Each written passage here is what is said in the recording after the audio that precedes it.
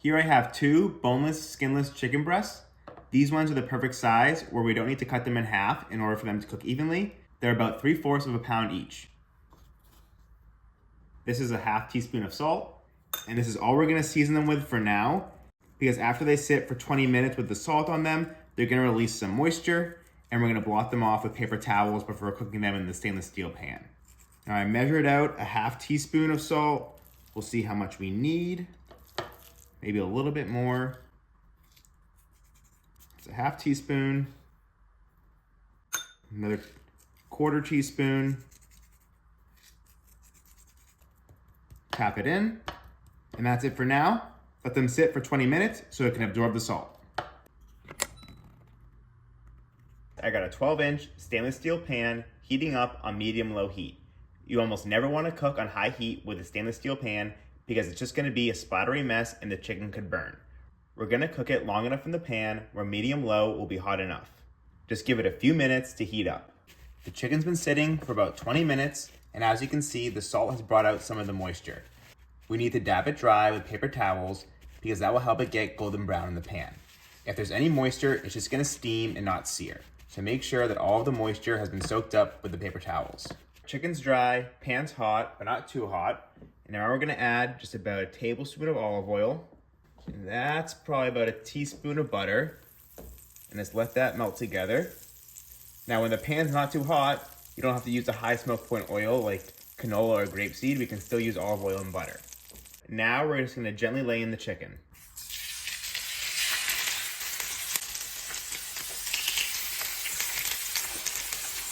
Okay, give it a press down so it comes in contact with the pan.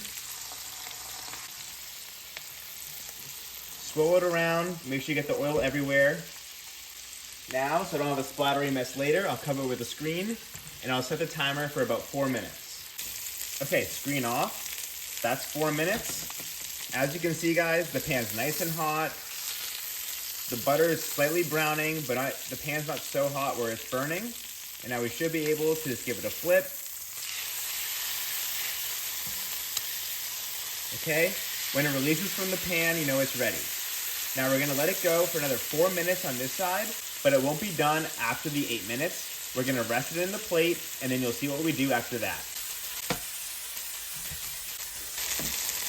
That's 8 minutes total. I'll show you what the other side looks like. Pretty nice and golden brown. But remember, we're not done cooking yet, so it's gonna get more golden next time we put it back in the pan. For now, we're gonna put it back on the plate. And yes, this is the same plate where the raw chicken was, but it doesn't matter because we're gonna put it back in the pan to cook more later. When cooking chicken breast whole like this, I like to let it rest twice. That way, it doesn't sit in the pan for too long and have the chance of drying out. As it rests on the plate, it will still cook with the residual heat.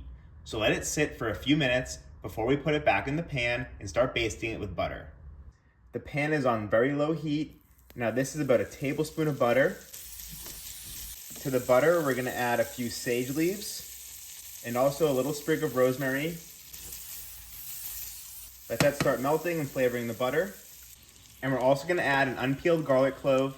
In Italy, they call that aglio in camicia, which means garlic with its shirt on.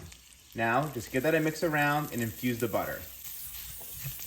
When we don't peel the garlic, it's gonna give it a more mild taste and you don't have to worry about the garlic burning. So just give that a second. The butter is starting to smell very fragrant. Now I'm gonna add the chicken breast back in the pan.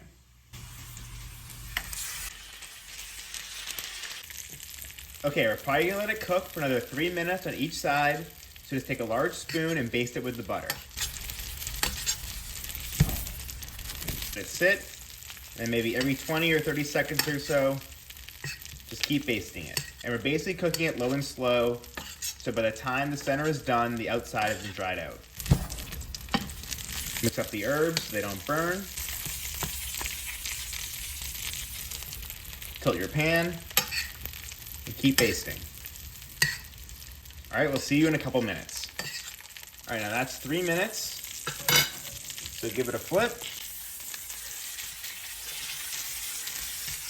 As you can see, it's more golden than the first time we took it out. So now we're probably gonna let it cook for another 3 minutes on this side and just keep basting and put in that flavor. Not only will the basting help with the flavor, but it's gonna help it cook it from the top side down.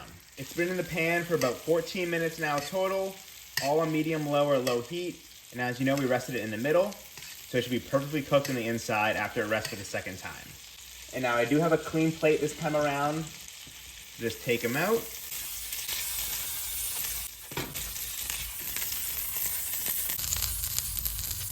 So just place them on that plate. Now, of course, as they rest for a couple more minutes, spoon on some of that sage butter. The chicken's resting, the pan's back on medium-low heat. I'm just gonna take out the herbs and the garlic, put it on the plate with the chicken, and now I'm gonna show you how to make a quick pan sauce.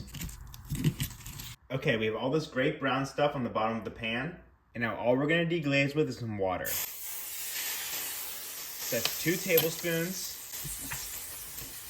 and then use a wooden spoon to scrape up all the brown bits from the bottom of the pan.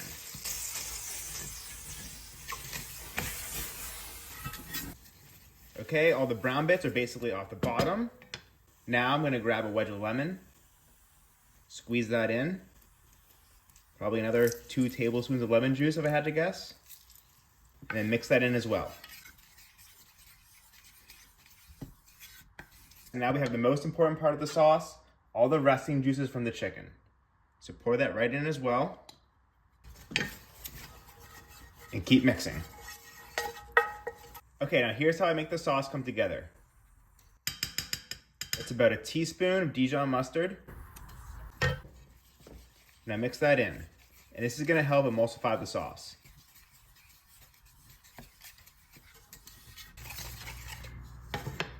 As you can see, it's a little thick, so I'm just gonna add a couple more tablespoons of water to get the consistency we want.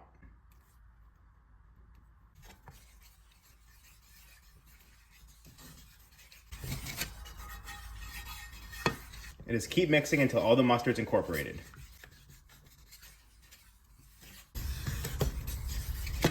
The mustard's been mixed in. Now I'm just gonna add about a tablespoon of honey. And this is all on low heat. And if you want, finish it off with some pepper.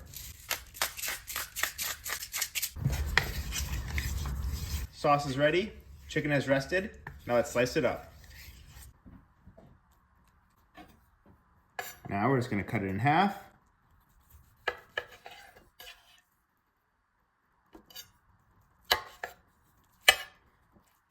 Now, as you can see, pretty much perfectly cooked. Nice, juicy, and warm inside. Now we can slice it up into thin strips.